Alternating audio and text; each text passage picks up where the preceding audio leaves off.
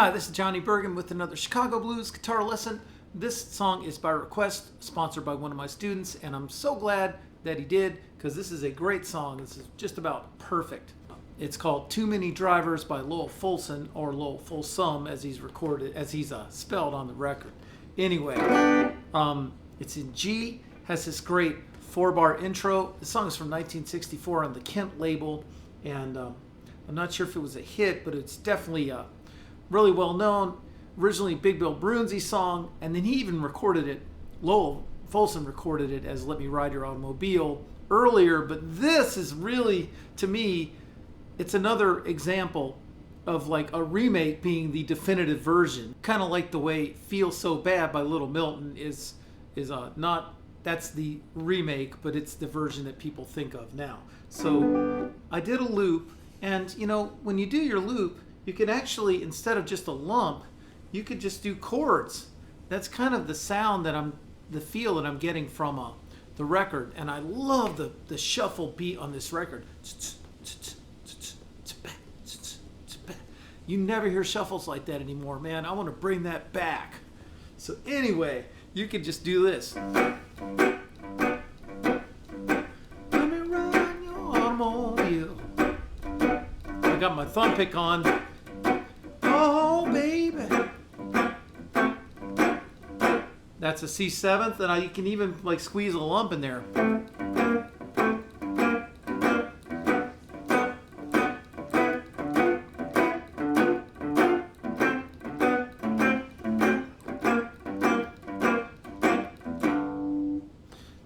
Yeah.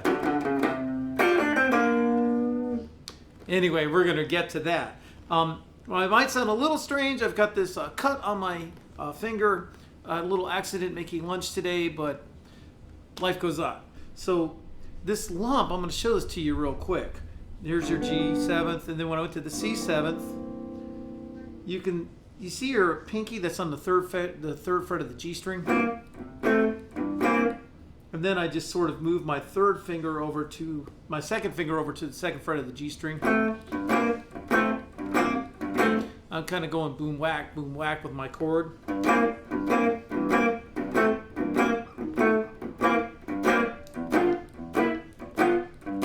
I don't think that's there, but there's that little move again. It's basically, and there's nothing wrong with playing a lump in it too, that's fine, but you can experiment with this kind of chord lump if you like. So, all right. Let's talk about the 4-bar intro. I mean, the piano really sets that mood right away. Boom, boom, boom, boom. Doo, doo, doo. That's great already. You already know. Okay, tell me the story. So that's 5, 4, and 3 on the A string.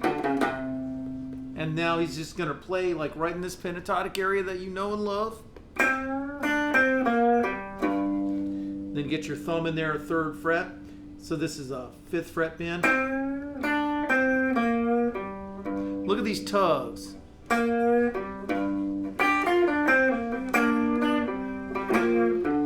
It's something like that if I remember right.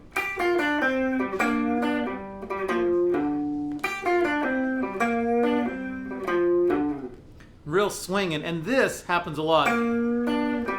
He makes it almost major, this little tug up with the 1st finger on the 3rd fret of the G string. Almost major.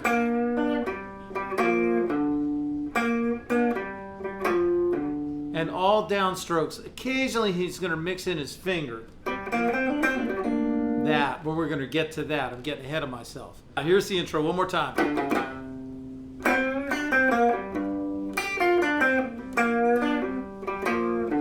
I'm in love with you, baby. Let me ride in your automobile. I totally messed that up, but he does this.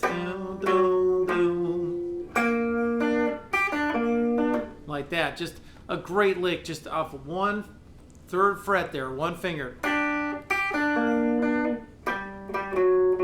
Yeah. So anyway, let's get to the solo. The solo is just tremendous, and all its fills are great. But I think if you learn the solo fills are going to be self-explanatory. So I got a loop going. Okay.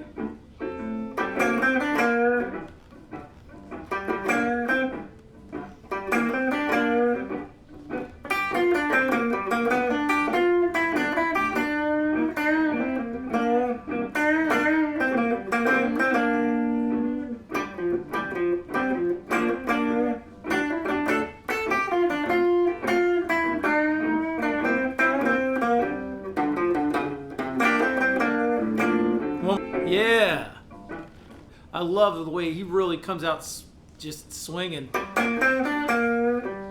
All rolls and tugs, right? This is a master class in rolls and tugs from Lowell Fulson.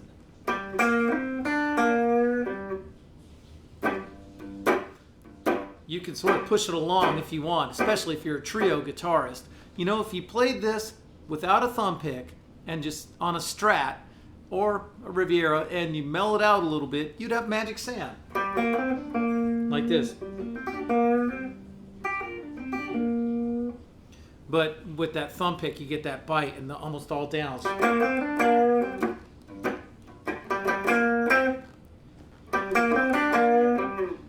And now this is where he strings his two licks together, just one after the other. It's like he set himself up for the killer move here. Here we go. So these are simple by themselves. That's one. When you put it together after that build up, it really has an impact.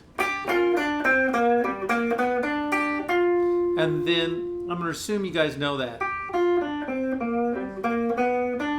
That's 3, 4, and then on the G string, and then 3 and 3, B and E.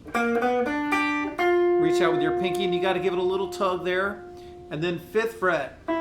This before the 4 and during the 4 is kind of a true key to his style, because he's always like descending down.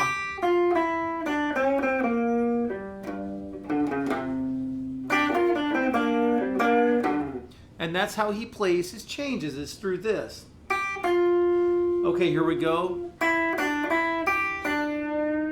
This bend is real important.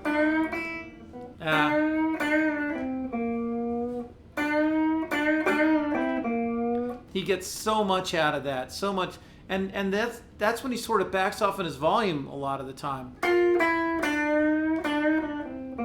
And sometimes when he backs off in his volume, it draws you into his story, right?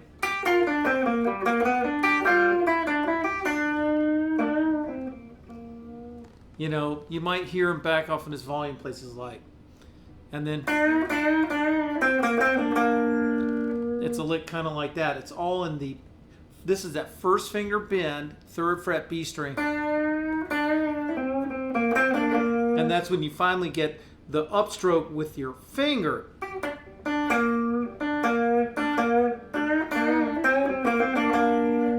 You can be a little sloppy.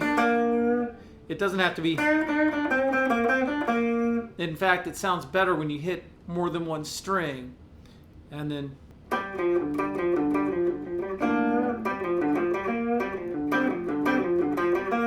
you can experiment with down ups or just downs. I think he ends with an up a lot. And then he doesn't do this. He just does 3 and 5. This note sounds so good over the 5. So this is 3rd fret, and then on the B string, 5th fret on the E string,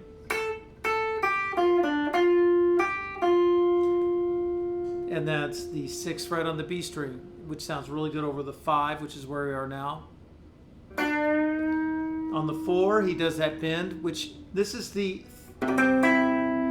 it's the 3rd of your 4 chord. The fact that you're not all the way there is okay. Just don't bend it sharp, which I doubt you'll do. You know. And then you're back, although I don't think he hits the low E string there, but it sure does sound good. And Magic Sam does that all the time. And then he does something that Magic Sam does all the time too. You've gotta cover 2 strings, same fret, same finger. That's 5 and 5 on the A and D. Yeah. All right. Now the other fills, there's some other fills. Just practice these tugs, and then he loves this. I'm in love with you, baby. Let me ride in your automobile. I'm in love with you, baby. Let me ride in your automobile.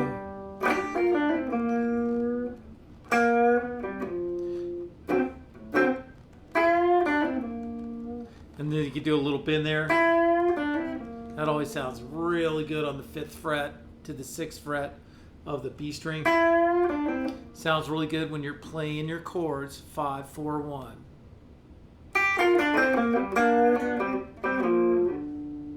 Yeah. So that's pretty much a rundown of this song. I'm 99% sure thumb pick, no finger picks. But you can do it with just your thumbnail. It would sound good.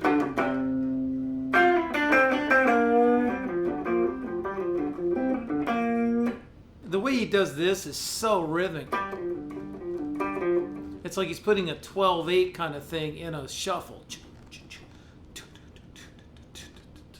Yeah, he's almost like, kind of like, there's something so suggestive and evocative of that rhythm over this beat.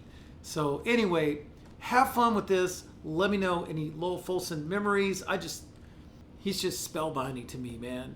I mean, he's just a true OG lead guitar player, and it sounds simple, but really getting the flavor is challenging, and getting the swing of it and managing to be sort of aggressive and tough, but also like this sort of laid back thing, and this, you know, he's like deeply relaxed. He's definitely a bit behind the beat, you know, in a really appealing way. So if you have some Lowell Fulson memories, any feedback on this lesson, let me know. Thanks a lot. Do subscribe to my YouTube channel, hit the notification button, share it with your friends, join me on Patreon, and thanks a lot. See you next time.